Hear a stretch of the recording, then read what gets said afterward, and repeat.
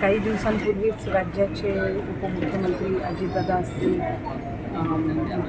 तटकरे साहेब असतील, इतर काही मान्यवर यांनी इथे या सर्व तारांगण असेल, प्लॅनेटोरियम असेल, त्या उद्यान असेल, आपली छत्रपती शिवाजी महाराजांची शिवसृष्टी असेल, हे छत्रपती संभाजी महाराजांचं स्मारक आणि उद्यान असेल, याला भेट दिली. आणि उदय सामंत साहेबांनी गेल्या या 3-4 वर्षामध्ये या कालावधीमध्ये ही जी काही त्यांनी स्थळं आणि वेगवेगळ्या, म्हणजे तसं पाहायला गेलं तर प्लॅनेटोरियम, मला वाटते कोकणामधलं पहिलंच 3D असं प्लॅनेटोरियम ते असेल. त्याचबरोबर छत्रपती शिवाजी महाराजांची, छत्रपती संभाजी महाराजांची यांनी एक शिवसृष्टी असेल आणि त्यांच्या एकंदरीत कारकिर्दीचा एक मागोवा घेणारी जे हे स्मारक या निमित्ताने त्यांनी उभारलेलं आहे, हे पाहण्याच्या दृष्टिकोनातून आज इथे येण्याची मला संधी मिळाली आणि मी त्यांचं आपल्या सगळ्यांच्या माध्यमातून सुद्धा अभिनंदन करेन. मी सुद्धा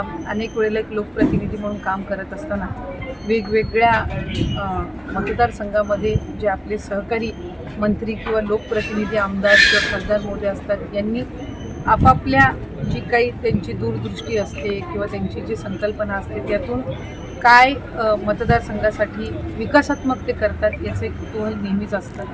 आणि दादांकडून आणि तटकरे साहेबांकडून काही दिवसांपूर्वी झालेल्या कार्यक्रमानंतर जी प्रशंसा ऐकली, मी सामंत साहेबांना विनंती केली की मलाही त्या ठिकाणी ते पाहायचं आहे, कारण मी सुद्धा श्रीवर्धनमध्ये आमचं श्रीवर्धनच्या बीचचं सुशोभीकरण असेल, आमचं एक कासव संवर्धनाचं एक तिथं टर्टल बेस्ड म्युझियमचं काम सुरू आहे, सुपारी संशोधन केंद्राचं काम सुरू आहे, हरिहरेश्वरचं आम्ही एक नव्याने आराखडा तयार करत आहोत आणि शिवसृष्टी छत्रपती शिवाजी महाराजांची माझ्या मतदारसंघातल्या 5 तालुक्यांमध्ये त्याचं काम हे प्रगतीपथावर आहे. आणि मग त्या दृष्टिकोनातून वेगवेगळ्या ज्या संकल्पना असतात, ज्या जिथं साकारल्या गेलेल्या असतात, त्याचंसुद्धा साधारणपणे आपण बघावं, त्यातूनही काही प्रेरणा घ्यावी, आणखीन काय आपल्याला त्याच्यामध्ये करता येईल आणि त्या दृष्टिकोनातून आज इथं येण्याची संधी मिळाली. मी रत्नागिरीचे मुख्याधिकारी असतील, पर्यटन विभागाचे असतील अधिकारी, MIDCचे असतील, सार्वजनिक बांधकामचे असतील,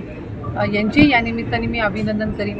प्लॅनेटोरियम बघितलं, तिथंसुद्धा जे चांगल्या पद्धतीनं ते चालवत आहेत आणि वेगवेगळ्या, म्हणजे मला असं वाटतं की आत्तापर्यंत कोकणामध्ये अशा पद्धतीचं वेगवेगळ्या एज ग्रुप्सला, वयोगटाला तिथं आणावंसं असं काही प्लॅनेटोरियम आपल्याकडे नव्हतं आणि ते पहिल्यांदाच त्या निमित्ताने आहे.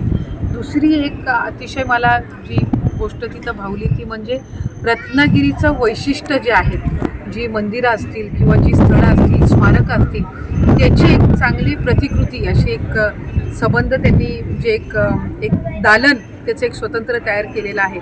मला वाटतं आल्यानंतर रत्नागिरीमध्ये जी जी काही वैशिष्ट्य आहेत ती त्या दालनामध्ये आपल्याला पाहायला मिळतात. त्यामुळे ही संपूर्ण जी संकल्पना आहे ती एका बाजूला ठेवणं हे एक असतं, पण ती प्रत्यक्षात उतरवणं याला एक विशेष महत्त्व असतं आणि ते त्या निमित्ताने आज पाहायला मिळालं. टाइम्स डिजिटलला लाईक करा, शेअर करा, सबस्क्राईब करा आणि बेल आयकॉन दाबायला विसरू नका. Times digital.